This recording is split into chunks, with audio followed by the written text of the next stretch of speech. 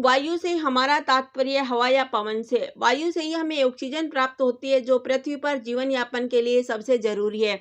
फिर चाहे वह कोई मनुष्य हो, पेड़ पौधे हो या जीव जंतु, सभी को जीवित रहने के लिए शुद्ध और स्वच्छ वायु की जरूरत है।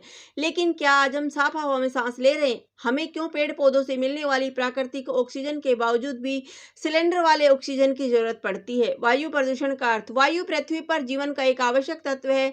इसी से प्राणियों एवं जीव जंतुओं को ऑक्सीजन प्राप्त होती है जो जीवन का आधार है, और इसी से वनस्पति को कार्बन डाइऑक्साइड मिलती है जिससे उसका पोषण होता है। वायुमंडल एक कंबल के समान है जिसके न होने से तापमान अधिक या अति न्यून हो जाएगा। वायुमंडल ही हमारी अल्ट्रावायलेट किरणों से रक्षा करता है और उल्काओं को जलाकर नष्ट कर देता है। वायु प्रदूषण के प्रभाव। हवा दूषित होने की वजह से कई दुष्परिणाम भी है, जिनमें सबसे प्रमुख सांस लेने में होने वाली समस्याएं हैं। यह पूरी तरह से जीवन को प्रभावित करती है, जीव जंतु और मनुष्य के जीवन और मरने की वजह होती है। दूषित हवा सांस के रूप में लेने से इंसान गंभीर बीमारी की चपेट में आ सकते हैं। इसके अलावा carbon dioxide, sulphur dioxide, carbon monoxide बहुत ही जहरीली गैस है जो हवा में मिल जाने से सभी जीव जंतुओं के लिए बहुत हानिकारक है। स्वास्थ्य पर दुष्प्रभाव। वायु प्रदूषण के कारण होने वाले स्वास्थ्य समस्याओं में सांस लेने में कठिनाई, घबराहट, खांसी, अस्थमा और श्वसन और हृदय संबंधी बीमारियों का बिगड़ना शामिल हो सकता है। वायु प्रदूषण के कारण खराब हुई वायु गुणवत्ता के मानव स्वास्थ्य पर दूरगामी प्रभाव पड़ते हैं, लेकिन मुख्य रूप से शरीर की श्वसन प्रणाली और हृदय प्रणाली पर अधिक प्रभाव पड़ता है।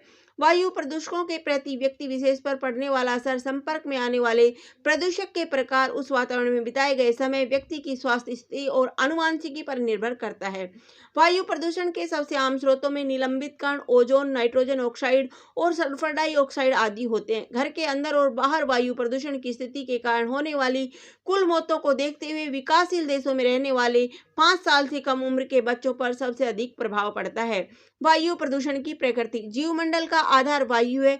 वायु में उपस्थित ऑक्सीजन पर ही जीवन निर्भर है। प्राणी वायुमंडल में ऑक्सीजन ग्रहण करते हैं और कार्बन डाइऑक्साइड निष्कासित करते हैं, जिसे हरे पौधे ग्रहण कर लेते हैं और एक संतुलित चक्र चलता रहता है।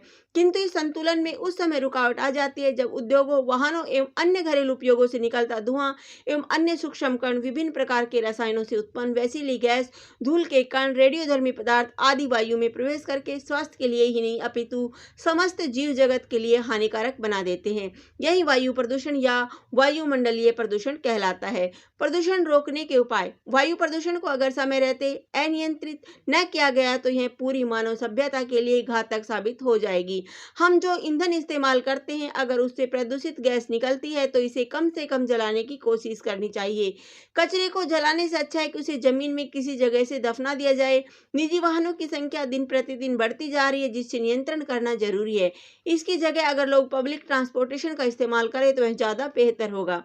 उपसंहार। प्रदूषण की समस्या पर अच्छे अच्छे निबंध, लेखन, भाषण, स्लोगन आदि लिखने से या बच्चों के सामने बड़ी बड़ी बातें करने से प्रदूषण की समस्या का इलाज नहीं किया जा सकता। प्रदूषण का इलाज तभी संभव है जब हम खुद जागरूक होंगे और अपने से इसे खत्म करने की शुरुआत करेंगे। जमीनी स्तर पर कार्य करके ही हम अपनी प्रकृति और पर्यावरण की रक्षा कर पाएंगे और आने वाली पीढ़ी को एक बेहतर भविष्य दे पाएंगे। धन्यवाद।